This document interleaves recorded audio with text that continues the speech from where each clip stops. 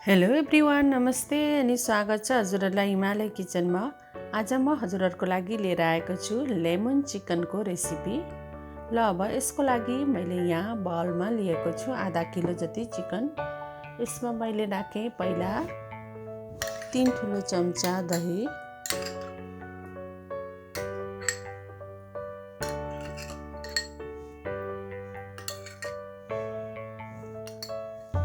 र यति गरेपछि मैले यसमा राखेँ 1 ठुलो चम्चा कागतीको रस। त्यसै गरी मैले यसमा राखेँ 1 सानो चम्चा मरिचको धुलो, 1 ठुलो चम्चा कुटेको अदुवा लसुन। अब नुन राखेर यसलाई मजाले मिक्स गर्नुपर्छ।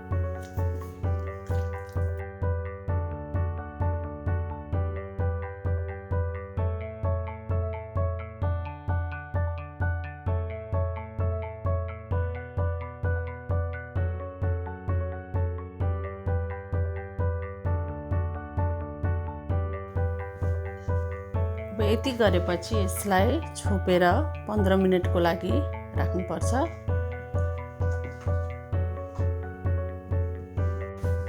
ल अब मैले यहाँ प्यान बसाएँ। यसमा मैले राखेँ 1 ठुलो चम्चा तेल।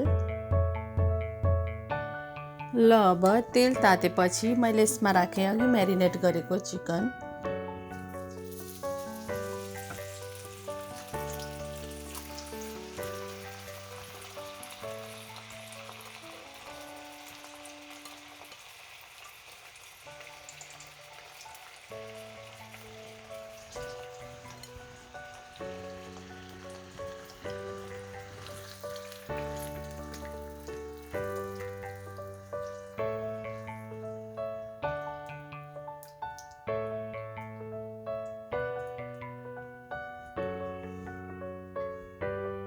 मैले यसमा राखेँ काटेको हरियो खुर्सानी एउटा, यो अप्सनल हो।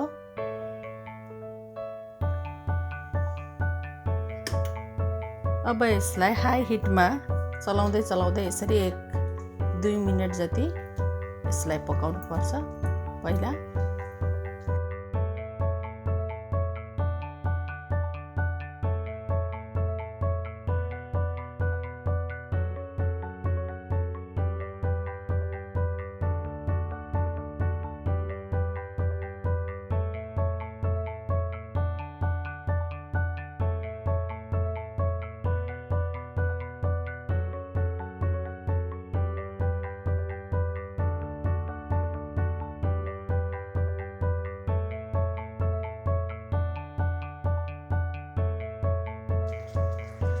र अब जब यो यसरी उम्लिन थाल्छ र यसलाई छोपेर अब 10 मिनेट जति पकाउनु पर्छ।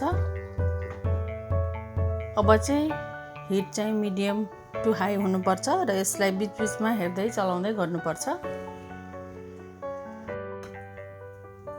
ल अब 10 मिनेट जति पाकेपछि यस्तो भएको छ। यसमा पानी आएको छ अलिअलि। अब यसलाई मिडियम टु हाई हिटमा चलाउँदै यतिकै नछोपिकन पकाएर यस पानी हल्का सुकाउनु पर्छ। मैले अब यसमा राखेँ 1 सानो चम्चा जति बटर। यसरी थोरै भए पनि बटर यसमा राख्यो भने यसको मिठो टेस्ट आउँछ। अब यसलाई यसरी चलाउँदै नछोपिकन 4-5 मिनेट जति मिडियम टु हाई हिटमा पकाएर यो पानीलाई चाहिँ हल्का सुकाउनु पर्छ। ल अब 4-5 मिनेट जति यसलाई चलाउँदै फ्राई गरेपछि यसबाट आएको पानी सुकेको छ र चिकनमा हल्का ब्राउन स्पट पनि देखिएको छ। र यति बेला भएपछि मैले यसमा राखेँ 1 ठुलो चम्चा कर्न स्टार्चलाई यसरी पानीमा घोलेर लिएको छु मैले, त्यसलाई राखेँ। र मैले राखेँ थोरै नुन।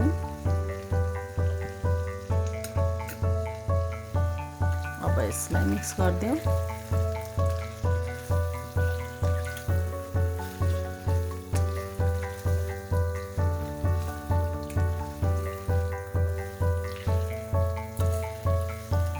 फेरि यसलाई 1-2 मिनेट जति यसरी चलाउँदै पकाउँ।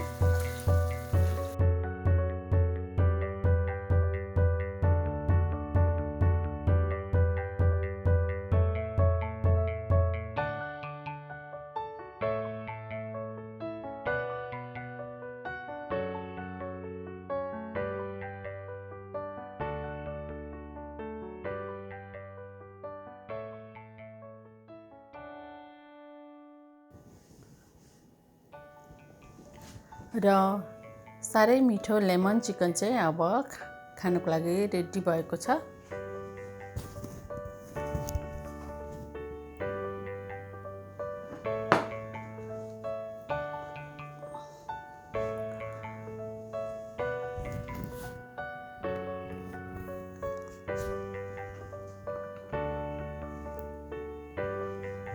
मिठो लेमन चिकन चाहिँ अब यसरी खानको लागि रेडी भएको छ। हजुरहरू पनि यसलाई अवश्य पनि ट्राई गर्नुहोला, साह्रै मिठो हुन्छ।